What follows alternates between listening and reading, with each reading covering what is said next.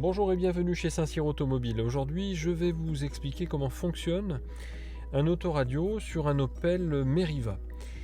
Alors, vous avez un grand écran en haut sur lequel vous allez avoir les différents menus et vous avez donc le fameux autoradio qui se situe ici. Sur cet autoradio, vous avez donc plusieurs boutons. Ce qui est important de comprendre au départ, c'est que vous avez donc des touches, notamment la touche ici avec la petite maison qui permet de revenir sur le menu principal. Sur le côté, des petites touches comme la source, la navigation, le téléphone. Le téléphone, ça fera l'objet d'une autre vidéo. Vous avez donc ce fameux bouton central ici, qui est un bouton en fait qui permet d'aller à droite et à gauche lorsque je l'utilise. Vous voyez, ça modifie le curseur donc pour aller à droite ou à gauche. Et lorsque j'appuie sur ce cerclage, je vais valider à ce moment-là la fonction et donc je vais passer d'un mode à un autre. Vous avez donc la façon à droite à gauche de manipuler le bouton, enfoncer pour valider et vous avez une touche retour ici qui est notée back pour revenir en arrière. Une fois que vous avez cerné ces deux boutons là, on va pouvoir ensuite passer à l'explication de l'écran.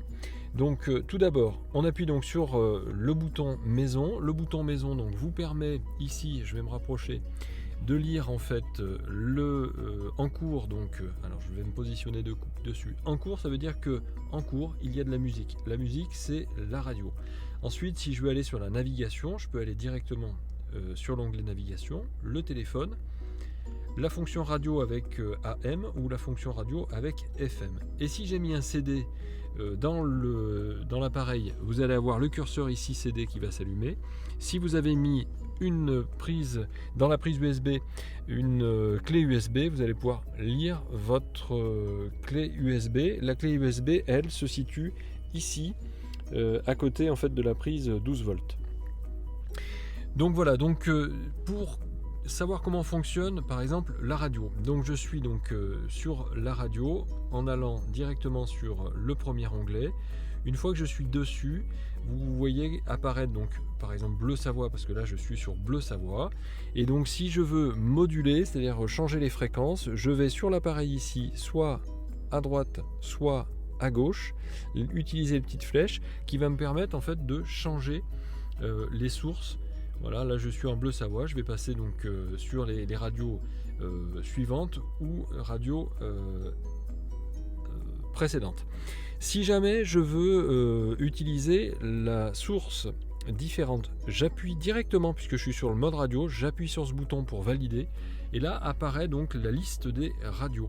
Liste des stations FM, je valide à nouveau avec le même cerclage et je vais pouvoir chercher les stations par ordre alphabétique que la radio a déjà intégrées, puisqu'elle capte tout ça et ensuite elle le répertorie de façon alphabétique. Voilà, donc c'est très simple ensuite d'aller dessus. Si je veux France Musique, je me positionne dessus, je valide toujours avec le bouton, avec le petit cerclage au milieu, et j'ai validé. Donc le fait d'appuyer en fait sur ce bouton là ici vous permettra d'actionner et d'activer un nouveau menu.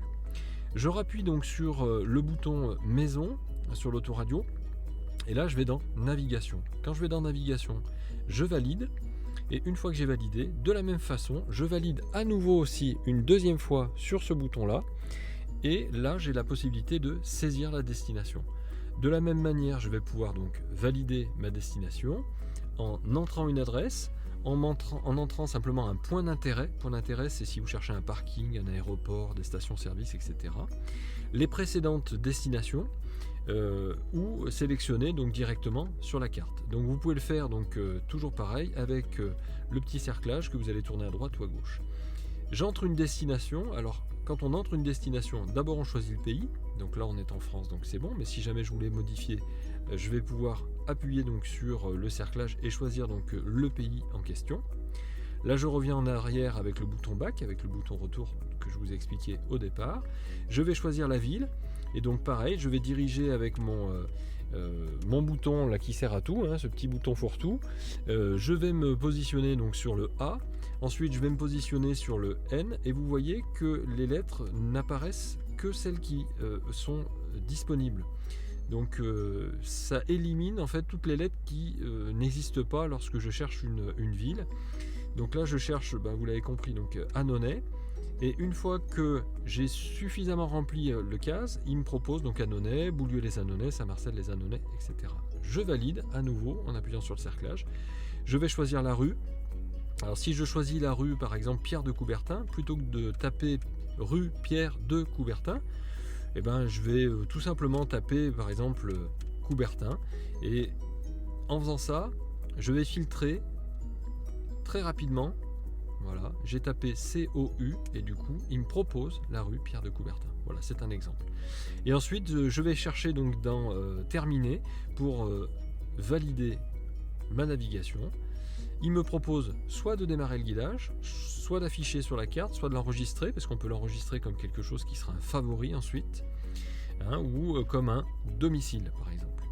Et vous avez là le choix de l'option d'itinéraire, donc vous allez pouvoir choisir un itinéraire alternatif, c'est-à-dire vous avez déjà un itinéraire en cours et vous prenez celui-là en alternatif, sans pour autant remplacer le premier. Vous allez lui demander le plus court, le plus rapide, le plus économique, en utilisant ou pas les autoroutes ou les routes à péage.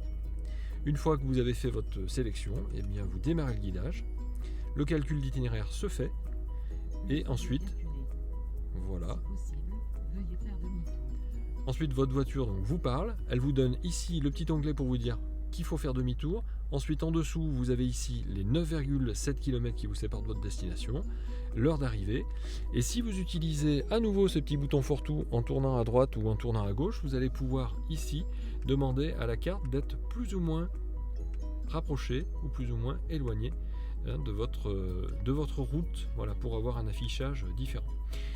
Lorsque je rappuie sur mon bouton fourre-tout, je vais pouvoir donc ensuite ici dans le menu complet du GPS, je vais descendre et je vais demander au mode carte soit un plein écran, soit une séparation avec virage, vous voyez, séparation avec média, ou carte uniquement. Voilà, donc c'est vous qui choisissez d'avoir votre affichage. Et puis si jamais vous souhaitez donc faire un marche arrière, c'est-à-dire arrêter donc votre GPS, il vous suffit en fait de descendre et puis de quitter donc la liste, ou de changer, vous voyez, permuter, durée, destination. Vous pouvez faire plein de choix, mais vous pouvez aussi donc arrêter le guidage. Lorsque vous appuyez sur le bouton navigation à nouveau, petite précision, vous appuyez une fois, deux fois, trois fois, vous voyez apparaître plusieurs paramétrages. Donc vous avez votre carte à gauche avec les onglets donc à droite, ou alors la musique, vous voyez, donc vous allez pouvoir séparer votre écran en plusieurs parties pour avoir les différentes possibilités, différents menus.